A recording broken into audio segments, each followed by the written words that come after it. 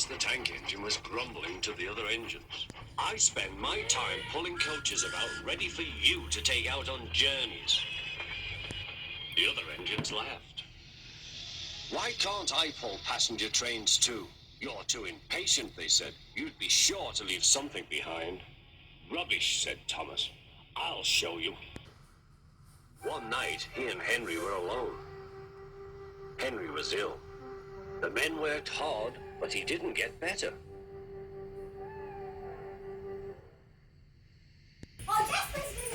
He felt just as bad next morning. Henry usually pulled the first train, and Thomas had to get his coaches ready. If Henry is ill, he thought, perhaps I shall pull his train. Thomas ran to find the coaches. Come along, he fussed. There's plenty of time, they grumbled.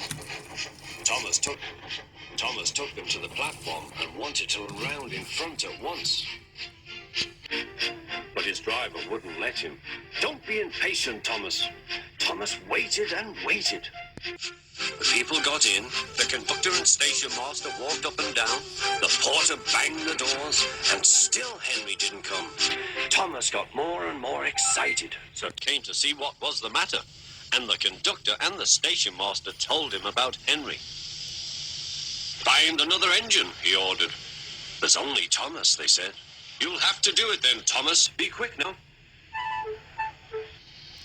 So Thomas ran round to the front and back down on the coaches ready to start. Let's not be impatient, said his driver. We'll wait till everything is ready. But Thomas was too excited to listen. What happened then, no one knows. Perhaps they forgot to couple Thomas to the train. Or perhaps the driver pulled the lever by mistake. Anyhow, Thomas started without his coaches. As he passed the first signal tower, men waved and shouted, but he didn't stop. They're waving because I'm such a splendid engine, he thought importantly.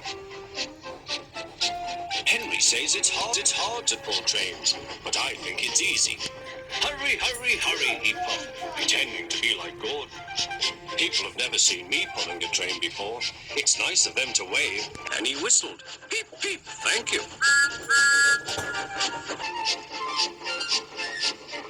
Then he came to a signal at danger. Bother, he thought. I must stop, and I was going so nicely too. What a nuisance signals are. He blew an angry peep, peep on his whistle. The signalman ran up. Hello, Thomas, he said. What are you doing here? I'm pulling a train, said Thomas. Can't you see? Where are your coaches, then? Thomas looked back. Why, bless me, he said, if we haven't left them behind. Yes, said the signalman. We'd better go back quickly and fetch them. Poor Thomas was so sad, he nearly cried. Cheer up, said his driver. Let's go back quickly and try again.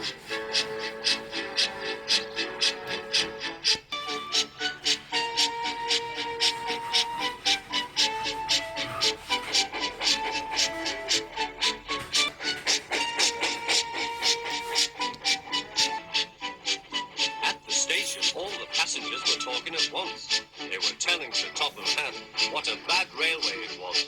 But when Thomas came back, they saw how sad he was and couldn't be cross. He was coupled to the train, and this time he really pulled it.